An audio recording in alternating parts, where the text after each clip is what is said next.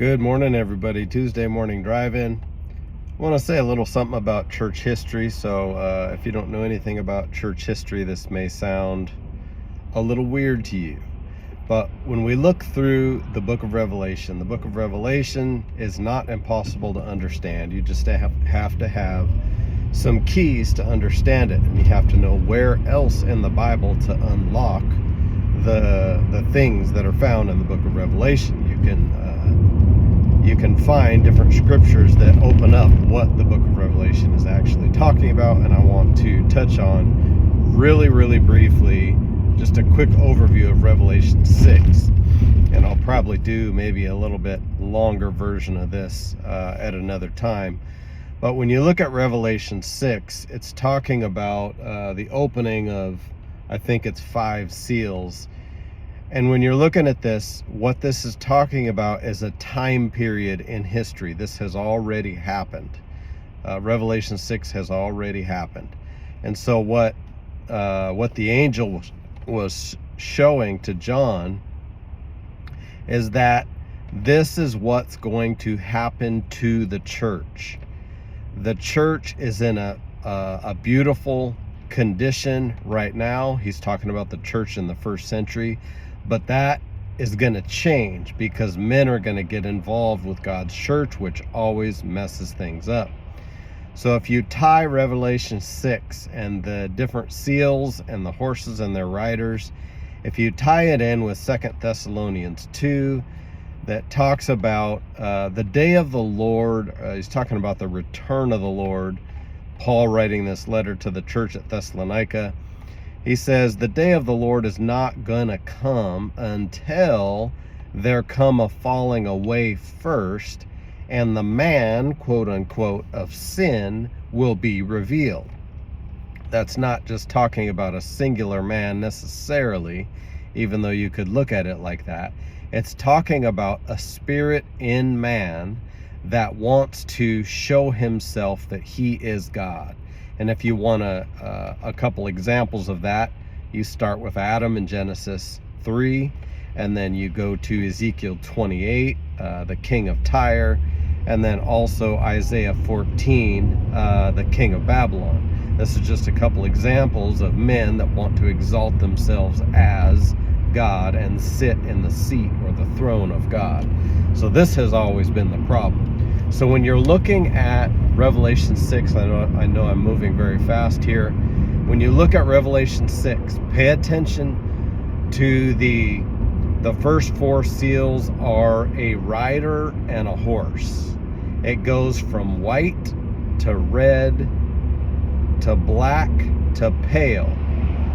And so when you're looking at these colors and the things that it says about these horses and riders, pay attention to what does red mean? What does black mean? What does pale mean? Starting off with white, what is he talking about? For your consideration, white is always a picture of purity or righteousness in the Bible. So when he talks about the first horse with the rider on it and going forth conquering and to conquer, he is referring to the first century church under the apostles who were conquering the evil of paganism and false religion at that time. But that church did not stay in that pristine, holy, glorious condition very long. By the end of the first century, it had already started to degrade spiritually. So when you look at the next horse, now we're talking about a time period, this is just for your consideration, from the first century all the way down to the 19th or 20th century. Okay, so this is what the time period that Revelation 6 covers. So the rider on the red horse, red is always a picture of violence or violence, blood, or flesh. So down through after the first century, there was a great amount of violent persecution against the church. and this continued for hundreds and hundreds and hundreds of years. And then you go to the color black. Black is always a picture of darkness or a loss of the truth. And then it degrades to pale. Pale is not actually a color. When a person perishes or gets really, really sick, your skin gets really, really pale. There's no life in it. So this is an absence or a loss of life in and amongst God's people.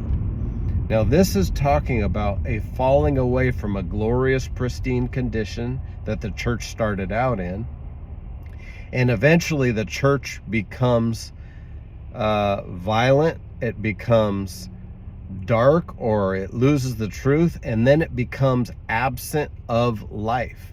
And this is the picture of a move of God degrading into a religious system.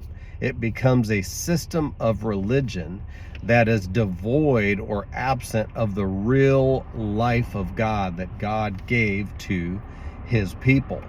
And then finally, under I think it's the 5th seal, it says you'll find the souls of the slain crying out from under the altar, "How long, Lord, holy and true, shall thou not avenge our blood on the earth?"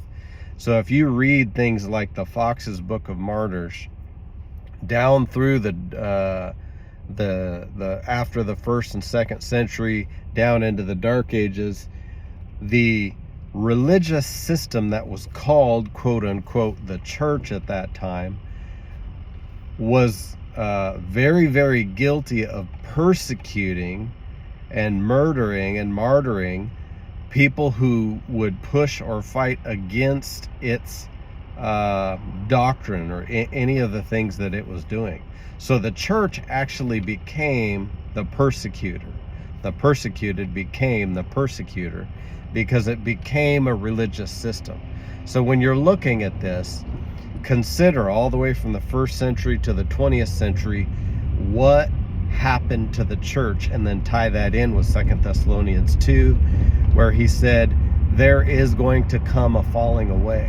And that falling away happened back there. It doesn't happen down here, because Paul said a little bit later in 2 Thessalonians 2, he said the mystery of iniquity is already working in the church.